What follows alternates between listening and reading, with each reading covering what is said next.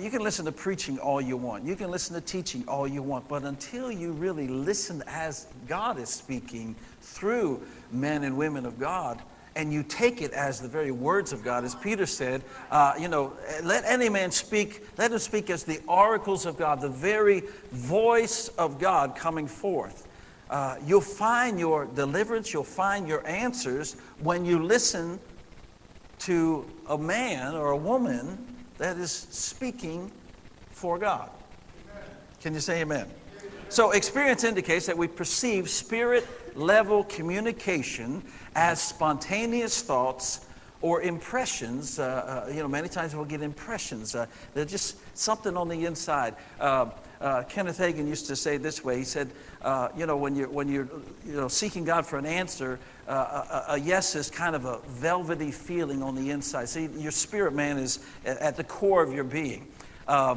We get the word abdomen from the Hebrew word. The original Hebrew word is ab, which is the word for father or source. And the source of the Spirit is right here on the inside of you, in the core of your being. Amen? You hear from God. God will speak to you from the core of your being. And many times you get that impression. Again, as he would say, it's kind of a soft, velvety, peaceful feeling on the inside. It's a sense, a sensation, an impression. But then when something is a no, or I shouldn't, or whatever, then it's kind of an unrest sense on the inside. And this is something that, it doesn't happen automatically. This is something you have to practice. You have to practice hearing and sensing what God is saying. And we have found, from a while back, that the best way to train yourself in hearing from God is in giving. Okay. It is really the easiest way to train your senses, your spirit, to hear God speaking. For instance, the tithe is a tithe. It's 10%. We all know that. It's pretty simple. You got $1, 10 cents is God's. It's just, there's no questions about it. There's no, well, is it for today? And all that kind of stuff that people come up with. All these. Listen, if you really want to know it, the tithe, was all throughout the Old Testament. But in the New Testament, Jesus says, give it all. So, if you want to just go New Testament, then, so be it. But it is God's economic plan, 10% is the tithe. But when you go beyond the tithe, there's offerings.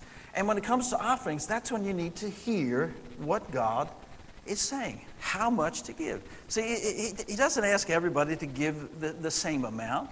It is as you have provision or as you have faith.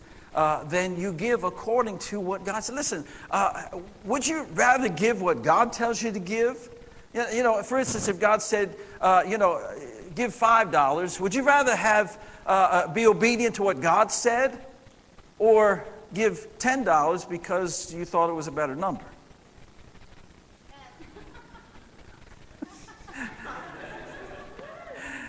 Normally, God will tell you more than you think, because we will reason things out, and we will, analyze and so on and so forth, and look at our checkbook and all that kind of stuff and reason it. And the carnal mind, the reasoning mind, is an enemy against God. Now, there's nothing wrong with understanding your finances, all that kind of stuff. But, everybody say but.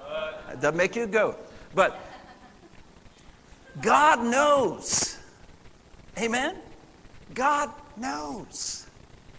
And if you will obey what He sawe then you will find the blessing of the obedience that you acted on. Oh, you listen to me.